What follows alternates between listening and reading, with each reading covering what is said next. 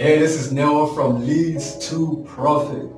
Right, so today we're going to be covering a very, very special centered topic that I love talking about, which is marketing and sales.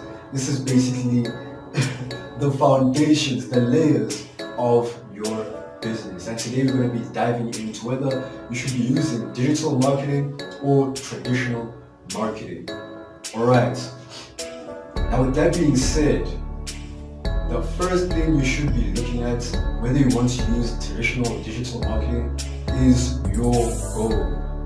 What is your objective? What are you trying to achieve in your business or in your life right now that you want to use a certain type of marketing? And not just look at whether it's wrong or right. So what do I mean here? My goal right now is to get 20 people for me to run ads for them and generate customers for their business. Now, with that being said, it wouldn't help for me to use traditional marketing because of the way it is. It would be much better to use digital marketing, and I'll explain in these terms. So think about traditional marketing, right? Billboards, newspaper ads, word of mouth, TV commercials, radio ads, right? Look at those five components of traditional marketing, right? And let's take a billboard, for example. I would have to pay 36,000 Rand for about 2-3 weeks on a billboard. And at the same time, I would only have one place where people can see my ad, and I would only have need a few words for people to actually understand what I'm doing and what I'm actually offering. And basically that's not so smart because people are unaware of what I do in terms of lead generation, digital marketing. So that would be very unreliable and a very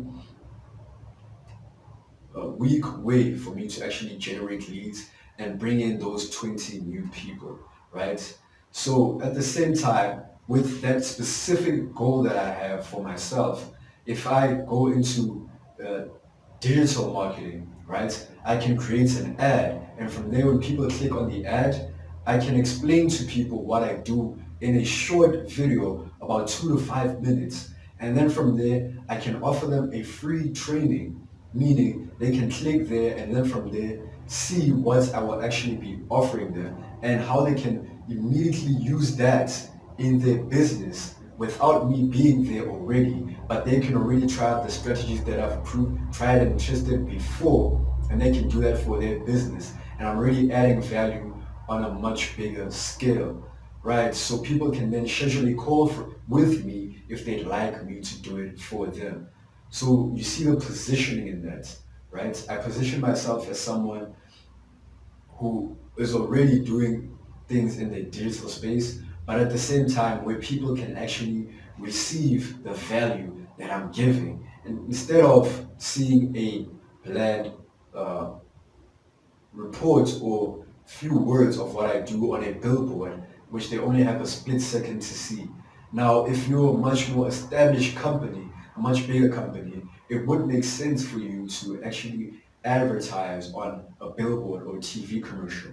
At the same time, look at word of mouth. It wouldn't make sense for me if I've already asked all my clients for referrals to keep on grinding them. And if they're not offering me, if it's not effective enough, then I can't depend on that. Instead, it would waste my time and probably a lot of energy that I could be using in digital marketing, right? So with that all being said, right, picture this.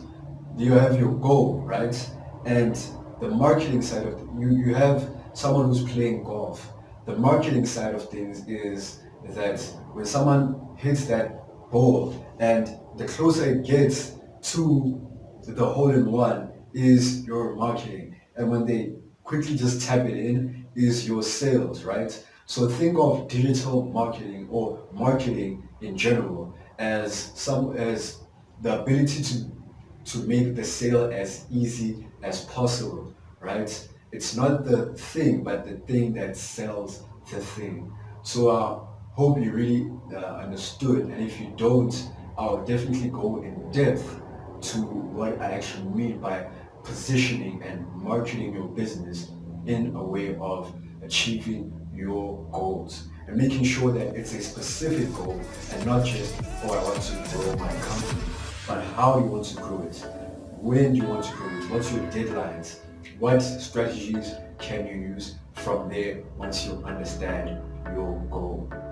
This is the Mozart from Least to Profits going at you in